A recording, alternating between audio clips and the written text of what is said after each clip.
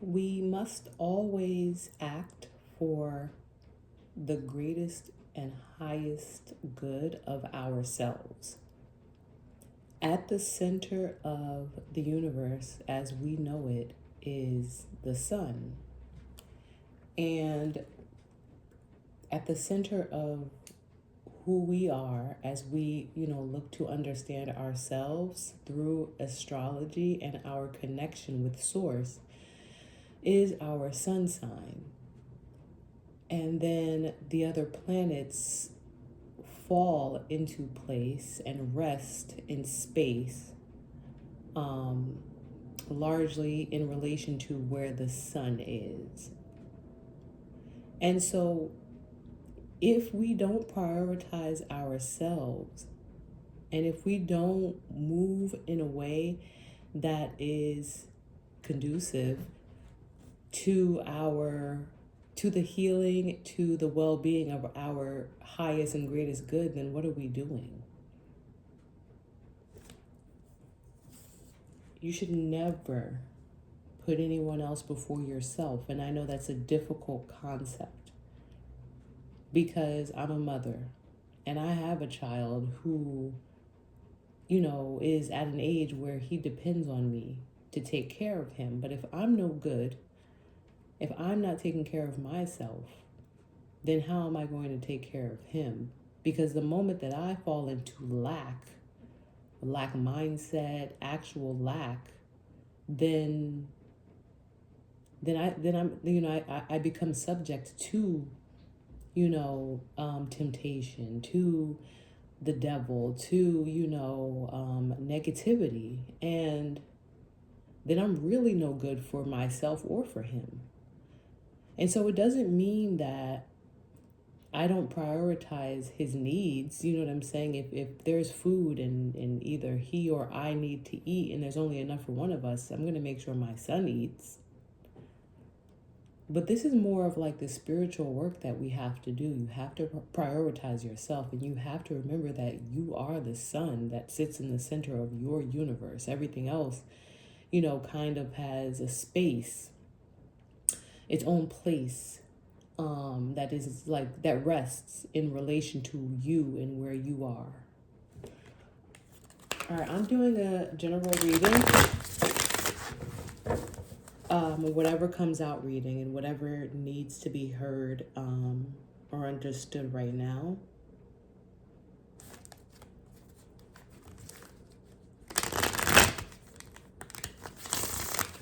And we'll see, what the message is, and hopefully it is something that is healing and helps us to understand who we are and what we need to do to be better than we are in this given moment, right? Because every day we should be busy trying to outdo ourselves, and not anyone else, but outdo ourselves.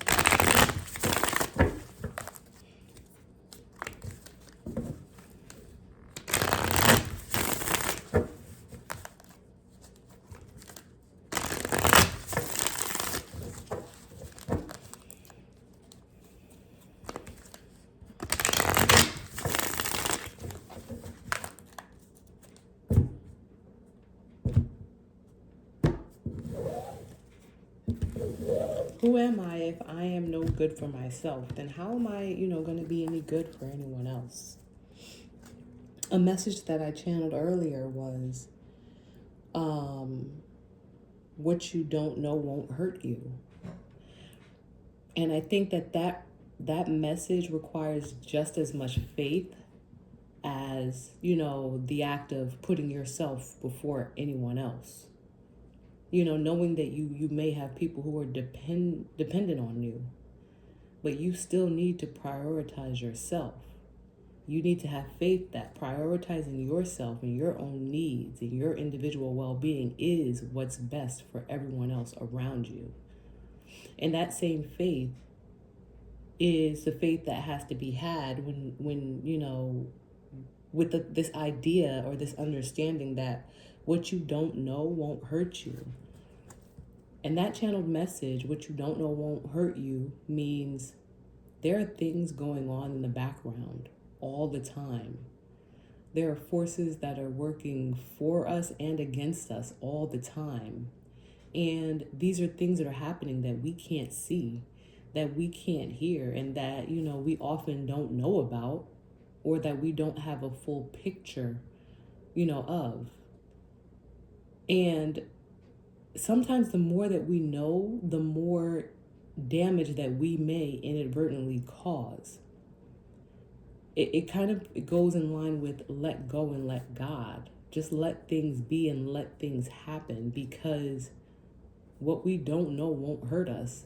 The more that we turn our concerns and our problems and our grievances over to the divine, and we step back, the more work that they're going to do on our behalves. They may be in the background changing things and moving pieces and people around. You know what I'm saying? But thing is, like, if we know, if we persist, and if we, force ourselves into spaces that really don't have, that we really don't need to be in, right? This like, I need to know, I have to know, like, let me call this person and ask this question since I heard this, and, let me see what's going on with it. The more that we know, the less that our teams can do. So when we become hands off, I believe that's our Jesus take the wheel energy. You know what I'm saying? Because once you know something, it's like it can't be changed, because you've already kind of solidified. Like, once you have knowledge of something, or you put yourself into a space that really you should just let your team handle, your spiritual team handle, once you put yourself into that space, you have now solidified that moment, that knowledge, that event or whatever. You've solidified that has become something that's written. You know what I'm saying? And so, like, it's not going to you're not going to wake up one day and it's just magically not there anymore. Like, that's highly unlikely. Or like, you've somehow like rewound time from one day to the next because maybe you did something or said something that you shouldn't have done out of ego. But if we are hands off, if we just step back and, do only what we are absolutely required to do, especially in difficult or challenging situations, if we do only what we're required to do, which is like maybe act when called upon, you know what I'm saying? Like, not called upon like somebody is, talking about you and now you feel you need to say something. You're not being called upon. But called upon is in, okay, maybe you have to appear for something, things where you actually have to act. I lost my train of thought, but my point is that saying, what you don't know won't hurt you, it's real, because what we don't know and what we turn over to the divine, and just let them do what they do, our spiritual team, our guides, our ancestors, the archangels that watch over us, we let them do what they're going to do. They move things around. You know what I'm saying? They move things around. And I'll leave that at that. You know what I'm saying? There's a message there for someone. All right, I'm 8 minutes in and I've been talking. Let's see what the message is.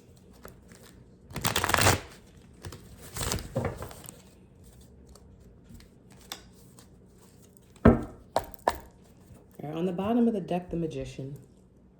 Right, the Magician is a master manifester. The Magician makes things happen. And the Magician doesn't force things to happen, because the Magician is a manifester. And manifesting is something that happens in the 5D, in the spirit. And the only way to manifest things in the spirit is to trust that what you want, what you are thinking about, what you are perseverating about or perseverating on, trust that those things are actually going to come to fruition. Because manifesting is literally the act of wishing and hoping and praying. And when you do that, you have, no choice but to have faith that your manifestations are going to come to fruition in the 3D, right? This is that let go, let God, Jesus take the wheel, energy, way of being.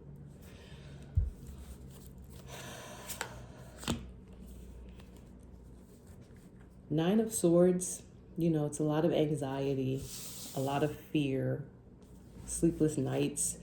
It is very difficult to let go of control, to let go of the ego and the desire to want to know what's going on, who's said what's happening now. You know what I'm saying? It really is scary, very, very scary to think that just by completely letting go, and I'm like I said, I'm not talking about practical things. I'm not saying that, okay, you need to make dinner tonight for your family of 6, but instead you're going to take a nap and expect it to miraculously be cooked. That's not what I'm saying.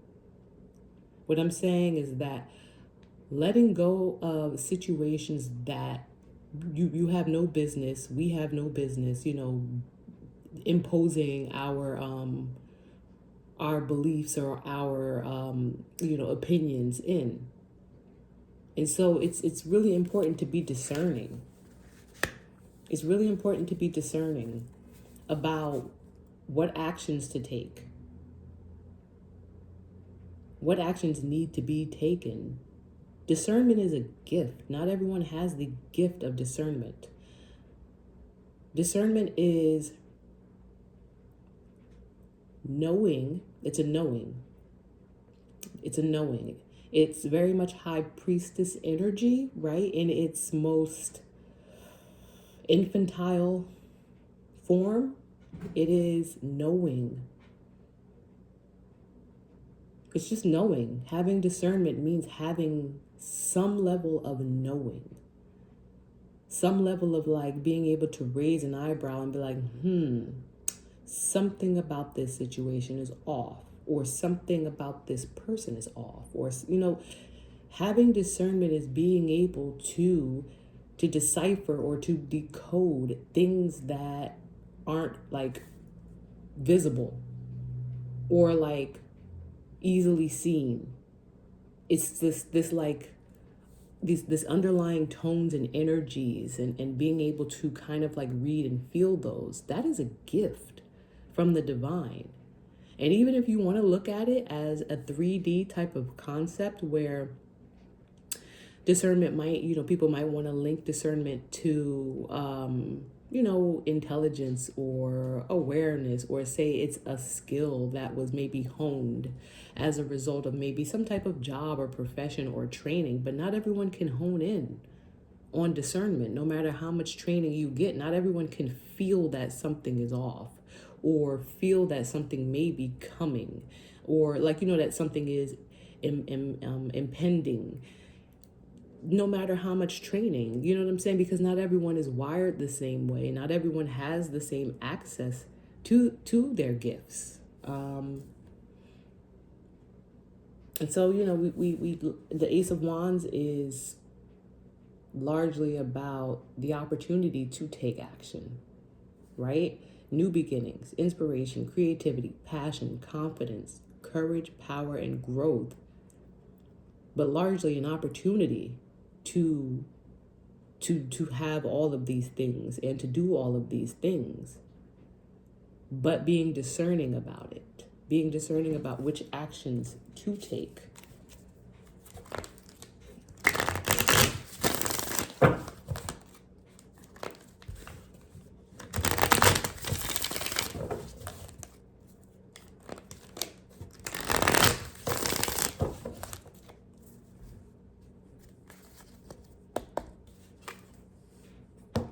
With the Magician, we have the 5 of Pentacles, right? And there's this fear that by letting go and letting God and just kind of living and breathing and being in manifestation mode, and understanding that everything starts in the 5D, and so all of your manifestations must start in the 5D, that we have to relinquish control or the because like I said, control is not a real thing. So we have to relinquish, or we have to give up this fake, under this fake idea that we have control. It's scary because it's like, well, what's going to happen to me? What's going to happen to my kids? What's going to happen to my situation? You know what I'm saying? I get it. It's scary.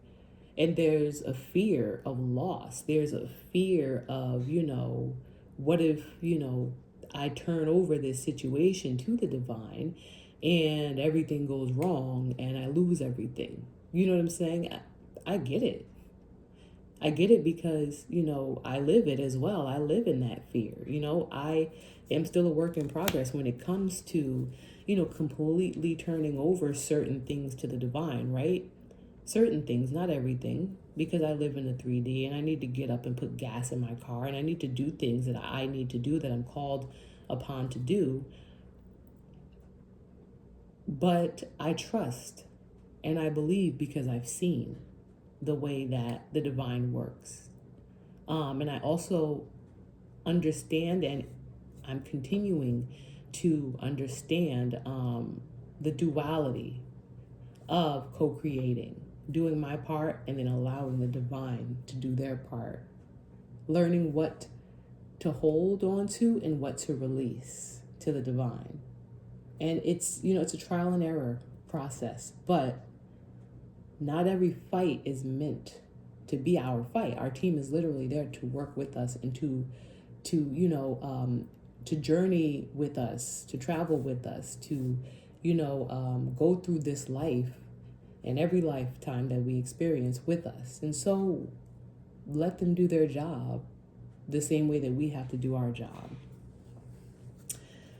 We have strength on the bottom. Like I said, it requires a great deal of strength to trust in God, to trust in the divine, to trust in source, whatever the terminology is that, resonates with you most.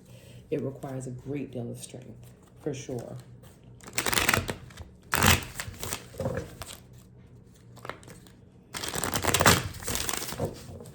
There's a message here. There's always a message here.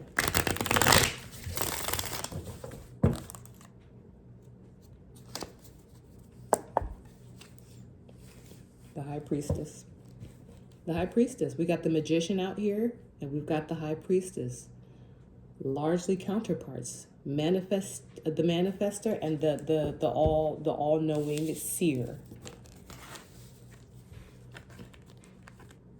This is about trusting in the divine and having this sense of knowing that they will not let you down. They will not let you down. And then on the bottom of the deck, because I just put the cards down next to me, on the bottom of the deck, the 10 of Cups, right? Happily ever after, joy, harmony, fulfillment, family life, happily ever after. And so I'm going to leave this message here. This is just what Spirit put on my heart. This is just let go and let God. My channel is, like I said, largely about healing. It's largely about healing. I think that everyone has their approach to how they use their gifts. And no one way is right. But for me, I just want to make sure that we understand that we are here on earth to heal, to love, and to reach our, greatest potential and highest timelines. All right. I didn't say in the beginning, this is Spirit Speaks 333. Hopefully this message resonated with you and there's something here to take and to grow from. Have a great evening.